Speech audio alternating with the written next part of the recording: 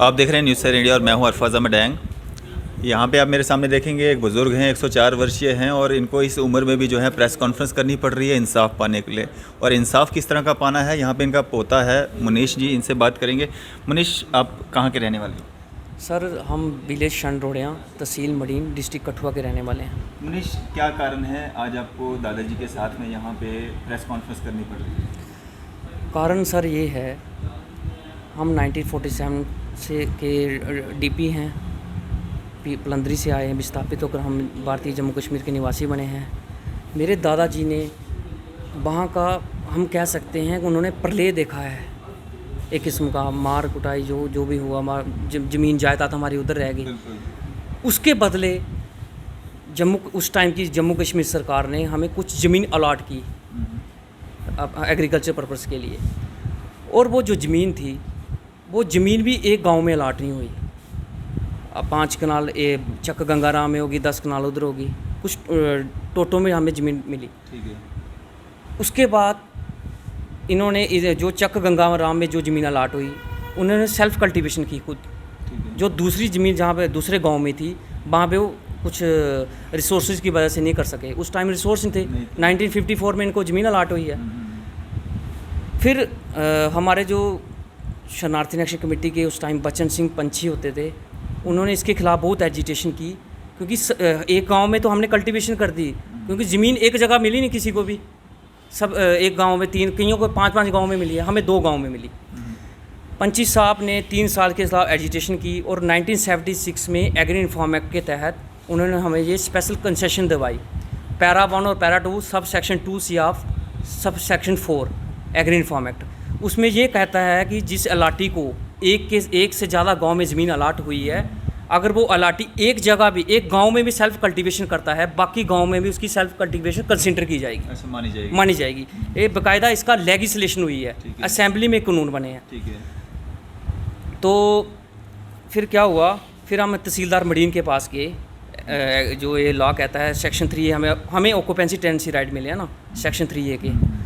तो हम तहसीलदार 8 अगस्त 2020 में हम बल्लनवाला, जो दूसरी गांव में ज़मीन है हमारी, एक चक गंगाराम है ना, तो दूसरी है बल्लनवाला में। चक गंगाराम का हमारा इंतकाल हो चुका है 3 अल्फ के तहत। जो दूसरा है उसमें नहीं हुआ था, तो हम गए गुलशन तहसीलदार मडीन हैं जो 8 अगस्त 2020 को, हमने बोला कि हमारी ये अलाटमेंट है शिवराम बर्द गुलाब चंद, हमें इसका सेक्शन 3A का हमारा म्यूटेशन किया जाए इसके तहत, एग्री रिफॉर्म एक्ट के तहत। बस 8-10 महीने मैंने मेरे दादाजी मेरे साथ चलते रहे। इतनी उम्र में भी मेरे साथ वो तहसीलों के चक्कर काट रहे थे। तहसीलदार मडीन कभी कहते कल आओ, कभी परसों आओ, ऐसे 8-10 महीने हमारे बर्बाद किए। क्या नाम है तहसीलदार? गुलशन कुमार। अच्छा। फिर क्या हुआ, फिर हमने केस रेफ़र किया SDM हीरानगर के पास। फिर SDM हीरानगर जी ने ऑर्डर निकाला कि शिवराम जी का अंडर सेक्शन 3A इनका जो एग्री रिफॉर्म एक्ट कहता है 1976, उसके तहत इनका इंतकाल किया जाए। ये SDM साहब ने ऑर्डर किया है। 7 जून 2021 को SDM साहब ने ऑर्डर किया कि शिवराम जी का म्यूटेशन किया जाए। उसके बावजूद भी इसने म्यूटेशन नहीं किया। फिर हम DC साहब के पास गए। DC साहब ने बोला कि DC साहब ने भी इनको बोला कि म्यूटेशन किया जाए, उनकी भी बात नहीं मानी। तो फिर हमने डिव कॉम जी को चिट्ठी लिखी, हमारे जो शरणार्थी एक्शन कमेटी के प्रेसिडेंट श्री गुरदेव सिंह जी ने। उनका मैं तन मन धन से धन्यवाद करता हूं, जो उन्होंने हमारे मसले को जहां तक पहुंचाया। ये मसला चीफ सेक्रेटरी को भी पता है, डिव कॉम साहब को भी पता है, लेफ्टिनेंट गवर्नर को भी पता है। तो डिव कॉम साहब ने क्या इसमें आश्वासन? डिव कॉम साहब ने बोला, हमारी डिमांड है कि इसको सस्पेंड किया जाए। कारण ये है कि इसने वायलेशन किया है एग्री रिफॉर्म एक्ट 1976 का। डिव कॉम साहब ने डिप्टी कमिश्नर कठुआ को लिखा कि appropriate necessary action under rule in this matter. DC Kathua को लिखा appropriate necessary action under rule in this matter and intimate to this office at an earliest. 24/8 को div com साहब DC Kathua को लिखते हैं कि तहसीलदार मडीन के खिलाफ एप्रोप्रिएट एक्शन किया जाए। लेकिन आज लगभग 1 महीना हो चुका है, DC साहब ने आज तक तहसीलदार मडीन के ऊपर कोई एक्शन नहीं लिया। कारण क्या है, इसका क्या कारण है? SDM के लिखने पे भी या लंगर साहब के लिखने पे भी मतलब एक्शन नहीं हो रहा, कारण क्या है? फिर मैं कह सकता हूँ सरकार तो कहती है कि good governance, zero tolerance to corruption, accountability, ये सब दावे जो है ना खोखले नज़र आ रहे हैं ग्राउंड पे। अगर 104 साल के बंदे को सरकार हक नहीं दे रही है, हम हक थोड़ी मांग रहे हैं, हमारे तो लेजिस्लेशन में कानून बने हैं, किताबों में लिखे कानून हैं। ये जो तहसीलदार मडीन है ये हाई कोर्ट के आर्डर भी नहीं मानता है। एक सुरेंद्र कुमार है, हम जहाँ ज़िले से आए हैं, उसका सीधा सीधा ऑर्डर है कि इसको पोजेशन दिलाया जाए बाई फोर्स। ये थर्ड पार्टी क्रिएट करते हैं, गिरदावरियाँ करते हैं, जिनको मरे हुए 20-20 साल हो गए। जो हमारा केस है इसमें 20-20 साल बंदे को मरे हुए आज तक उनकी गिरदावरियाँ चलाई हैं। जो बंदा जी रहा है उसकी गिरदावरी नहीं है, मरे हुए बंदे की गिरदावरी चलाई है इन्होंने। इतनी करप्शन है रेवेन्यू डिपार्टमेंट में। तो पिछले कुछ महीनों में एक तहसीलदार थे जम्मू के, उनका नाम है शिव शंकर। उनको सरकार ने सस्पेंड क्यों किया? एक डिले किया उन्होंने डोमिसाइल सर्टिफिकेट। सिर्फ डोमिसाइल सर्टिफिकेट को डिले करने के लिए उन्होंने सस्पेंड किया। ये तो लेजिस्लेशन लॉ को ब्लंडर कर रहा है। इसके ऊपर सरकार क्यों नहीं कार्रवाई कर रही है? मुझे तो हैरान होती है। इसका मतलब किताबों में लिखे जो कानून हैं ये सिर्फ किताबों में ही लिखे हैं। हाई कोर्ट से भी ऊपर हो गया तहसीलदार, हाई कोर्ट के आर्डर नहीं मानता, डबल बेंच के आर्डर नहीं मानता। जजमेंट है शरणार्थी एक्शन कमेटी जिन्होंने जजमेंट है 2002 की, उसमें क्लियर कट बताया गया है कि कोई भी डीपी अगर रेवेन्यू ऑफिसर के पास जाता है, उसका रेवेन्यू ऑफिसर का काम है कि उसको पोजेशन दिलाना। मनीष, आपको कितना समय हो गया ये सब झेलते हुए समस्या? सर एक किस्म के हम 70 साल हो गए हमें ये मसला झेलते हुए। अभी जो ये आपको गिरदौरी का ये जो समस्या आ रही है कब से आ रही है? जी सर 1 साल हो गया। 1 साल हो गया? 1 साल हो गया इनको। ऐसे ही साथ में 1 साल से हम घूम रहे हैं, तहसीलदार मडीन के चक्कर काट रहे हैं। वो लंगड़े बहाने बनाते हैं, कभी कहते हैं वेरिएशन है, कभी हम तो मैं कहता हूँ ये LG साहब मनोज सिन्हा ने, चीफ सेक्रेटरी अरुण कुमार मेहता ने लिखा कि डेड वुड जो निकालो गवर्नमेंट से। तो मुझे ये तो गवर्नमेंट लॉ का उल्लंघन कर रहा है, इसको क्यों नहीं निकाल रही सरकार? अगर DIPCOM साहब DC कठुआ को बोलते हैं एप्रोप्रिएट नेसेसरी एक्शन लो, तो DC साहब का भी काम है ना इसके ऊपर एक्शन लिया जाए। 1 महीना हो चुका है DIPCOM साहब ने उनको बोला है DC कठुआ को। अब आप क्या मांग करते हैं? हमारी एक ही मांग है, पूरी इस मामले की पूरी तहकीकात की जाए। जब तक इसकी इंक्वायरी कंप्लीट नहीं तब तक इसको टिल फर्दर सस्पेंड किया जाए तहसीलदार मडीन को। हमारी यही डिमांड है बस। चले, ये जो तहसीलदार मरीन हैं जो आरोप उन पे लगे हैं, हम कोशिश करेंगे उनसे हमारी बात हो सके और उनसे भी हम जानने की कोशिश करेंगे उनका पक्ष क्या है। क्या नाम है इनका? इनका नाम क्या? शिवराम।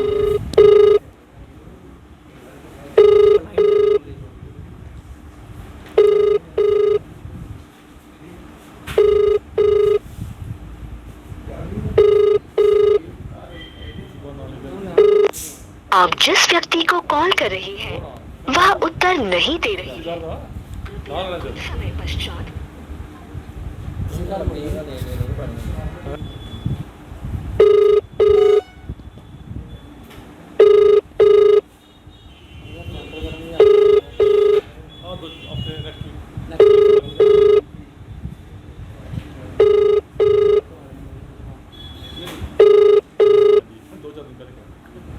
आपके द्वारा डायल किया गया नंबर अभी व्यस्त है।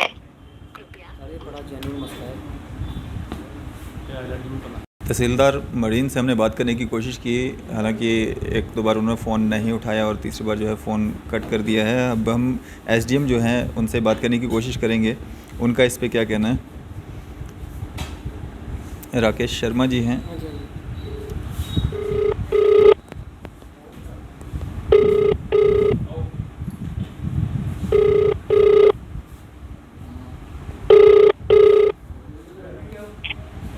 हेलो राकेश सर नमस्कार। नहीं सर साहब की को अस्पताल गए ना, उन्हें फोन रही था इधर। अच्छा, बात हो सकती है इनसे? हाँ जी सर, मैं कमेंट दिया ना फोन नहीं खुद चलिए ले। जी मैं मीडिया से हूँ, अरफाज डैंग नाम है मेरा, थोड़ा बात करवा देना। कोई ना सर।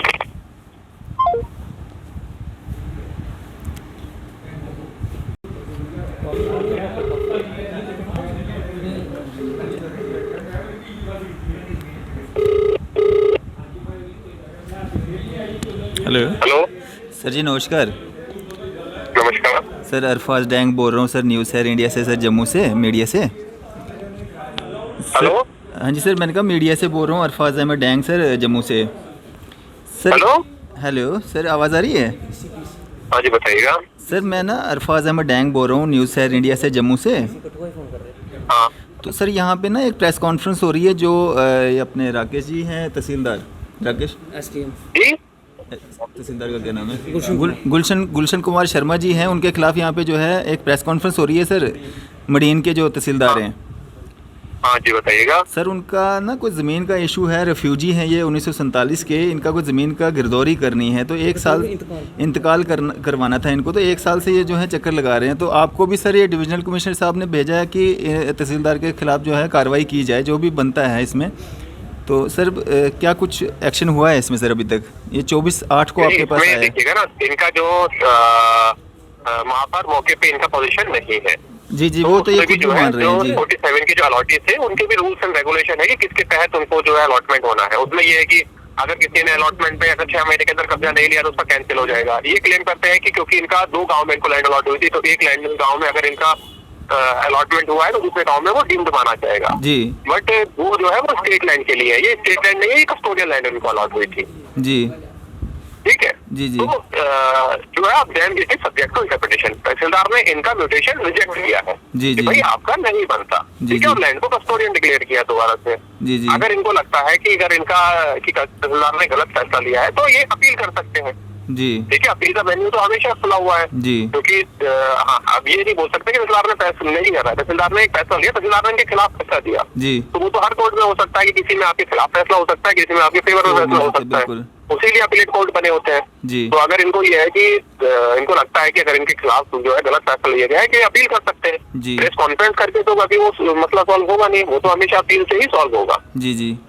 तो सर ठीक है, डिविजनल और कमिश्नर साहब, तहसीलदार ने जो है पूरा डिटेल ऑर्डर पास किया है 3 पेज का कि भाई उसमें क्यों नहीं उसको लगता है कि भाई क्योंकि ये जो है कस्टोडियन लैंड थी और उस पे जो है वो इन्होंने जो है कोई कब्जा नहीं लिया 6 महीने तक, और जो ये भी मानते हैं कि इन्होंने 6 महीने तक कब्जा नहीं लिया है, जी जी पर ये क्लेम करते हैं कि उसमें क्योंकि उन्होंने एक गांव में कब्जा ले लिया तो दूसरे गांव में डीम्ड माना जाएगा, जो कि उसमें एक क्लॉज है। जी लेकिन वो क्लॉज जो है वो स्टेट लैंड के लिए है। अब वो कस्टोडियन लैंड पे लागू किया जाएगा कि नहीं किया जाएगा, वो तो सब्जेक्ट टू इंटरप्रिटेशन हो गया, क्योंकि जी। वो एक्ट ये जो है कि कि वो स्टेट लैंड जो है ना एंड सच अदर लैंड जो कि अगर हाथ से हुआ है कि मतलब वो सब्जेक्ट टू इंटरप्रिटेशन है ये पूरा का पूरा कीजिए। जी जी जी तो आप इसमें ये नहीं बोल सकते कि इसमें कि किसके साथ गलत किया गया है। जी तो जी वो जी तो जब बंदे आएंगे जब वो होगा, और ऑलरेडी इनके 3 केस और भी चल रहे हैं सेम लैंड को लेकर। जी तो सेम लैंड को लेकर इनका पोजीशन का केस जो है वो वहाँ पे मोबाइल सॉरी मुंशी हीरानगर के पास भी चल रहा है, और जो है SDM हीरानगर के पास भी चल रहा है। तो फिर इन्होंने मुंशी हमारे जो मुंशी साहब जज साहब उनके खिलाफ भी प्रेस कॉन्फ्रेंस करनी चाहिए, फैसला तो वहाँ पर भी नहीं हुआ। जी जी जी ये रेवेन्यू को जो है टारगेट किया जाए, अगर फैसला नहीं हुआ तो फैसला दूसरे कोर्ट में भी नहीं हुआ, जी, तो जी। सबके खिलाफ करें, जी जी क्योंकि कोर्ट की तो एक प्रोसीजर है कि अगर आप एक बार कोर्ट में चले गए तो अपने दूसरी पार्टी को सम्मान करना है, सम्मान करके उससे आना है, तब फैसला होगा। जी। ठीक है, तो 3 केस चल रहे हैं इनके साइमल्टेनियसली। तो सर राहुल कोई सर, कुछ केस इन्होंने किए हैं, कुछ केस जो है वो जो बंदा जो है ऑक्यूपेशन में है उसने किया है। तो राहुल सर तो डिविजनल ये अपना कमिश्नर की नॉलेज में ये बात नहीं अपील थी करें। सर, डिविजनल कमिश्नर सर के नॉलेज में ये बात नहीं थी जो उन्होंने मतलब ऑर्डर किया है आपके लिए कि उनके खिलाफ कार्रवाई की जाए?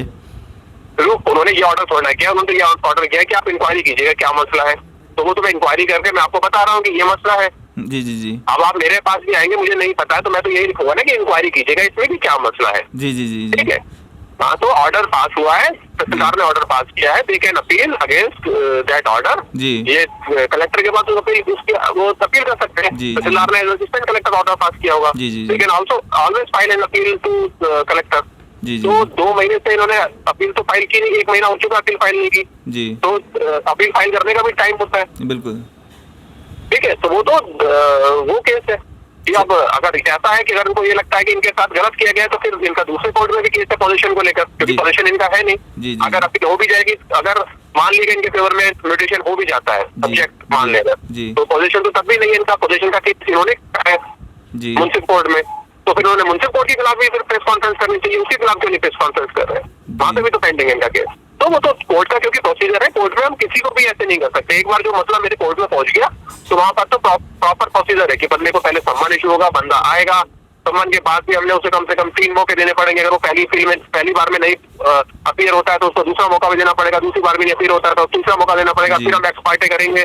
वो 2% शुरू होगा, सब कुछ पूरी है उसमें, तो उसके बिना तो होना नहीं है। जी जी ठीक है, चलो। तो ये कि कोई अपना ऐसा नहीं है कि आप प्रेस कॉन्फ्रेंस करके आप जो है कि कोई जो है अननेसेसरी आप प्रेशर क्रिएट कर सकते हैं, ऐसा नहीं हो सकता। जी, जी। कि जो प्रोसीजर है वो तो रहेगा, या तो जी, ये बताएं कि भाई इनका जो है उसका पोजीशन था, पोजीशन इनका था नहीं, जो ये क्लेम कर रहे हैं उसमें जो कोई तहसीलदार ने कंसिडरेशन ऑर्डर पास किया है, 3 पेज का ऑर्डर पास किया तहसीलदार ने। अगर इनको लगता है तहसीलदार का ऑर्डर गलत है तो they can always file appeal.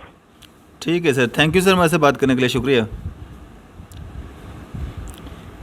तो ये हमारे साथ थे डीसी कठुआ। जी जी जी, हेलो। हेलो, हाँ जी सर। जी जी सर, ये थे हमारे साथ डीसी कठुआ राहुल जी, जिनका वर्जन आपने सुना, और क्या कहना चाहेंगे इसके बाद? आपने भी सारी बात सुनी। सर इन्होंने बोला कि ये जो कह रहे हैं कि ये जो कहते हैं कि एक गांव में कब्ज़ा है, दूसरे गांव में, ये इम्प्लीमेंट होता है स्टेट लैंड में।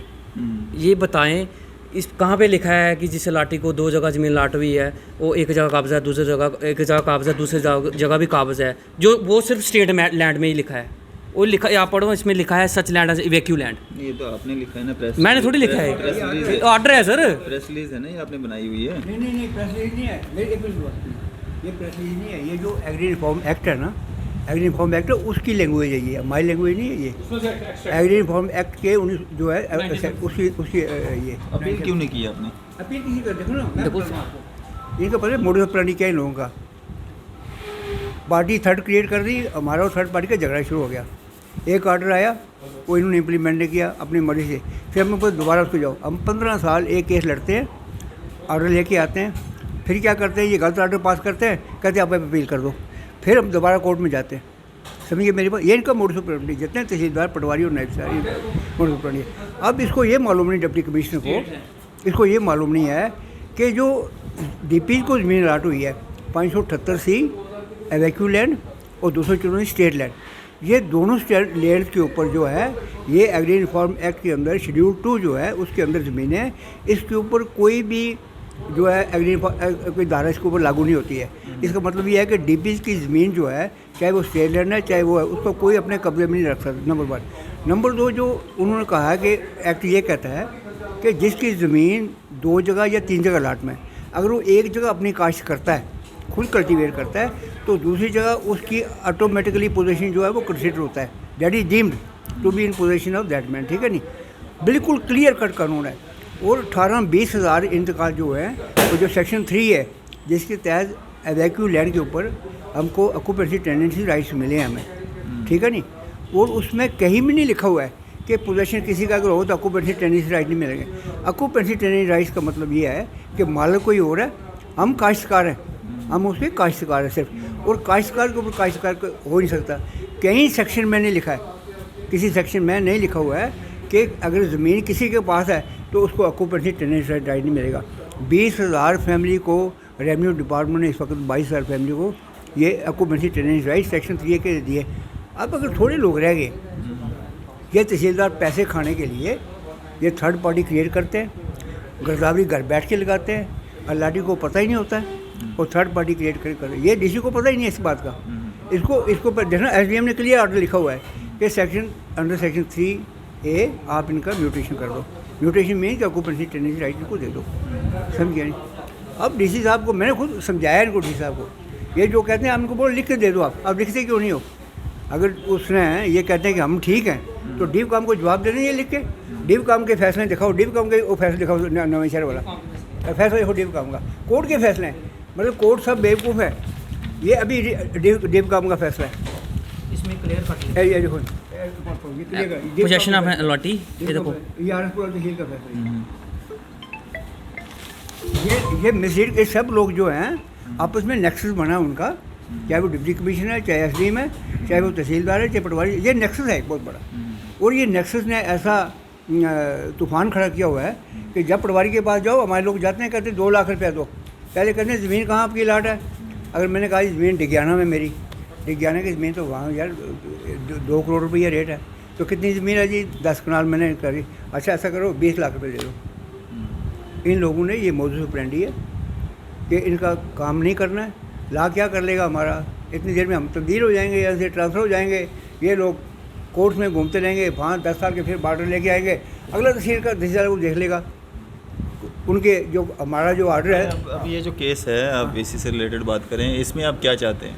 इसमें हम ये चाहते हैं कि सरकार को कानून के अंदर इनका काम करना चाहिए। अगर कानून इनको फेवर करता है तो इमीडिएटली करना चाहिए, नहीं फेवर करता तो लिख के दे दें कि फलाने कानून के तहत आपका काम जो है नहीं हो सकता है। सीधी सीधी बात है। चलें जी, ये थी सारी कहानी। जो 1947 के रेफ्यूजी हैं वो यहाँ पे 104 साल इनकी उम्र है। इस उम्र में भी इनको जो है ये लगभग 1 साल से जो दौड़ भाग करनी पड़ रही है। और डीसी साहब से भी हमने उनका वर्जन जानने की कोशिश की, आखिर क्यों जो है इनके साथ इस तरह का हो रहा है, क्यों इनको ज़रूरत पड़ी कि अपना हक़ पाने के लिए इनको जो है इतनी दौड़ धूप करनी पड़ रही है। उनका भी आपने वर्जन सुना। जो हमारा काम था, हमने दोनों जो पक्ष थे वो आपके सामने रखे। अब आपकी इस पे क्या राय है? आप कमेंट्स के ज़रिए अपनी राय जो है वो ज़रूर साझा करें। आप देखते रहें न्यूज़ सैर इंडिया। मैं अरफाज अहमद डैंग, कैमरामैन शाहनवाज के साथ।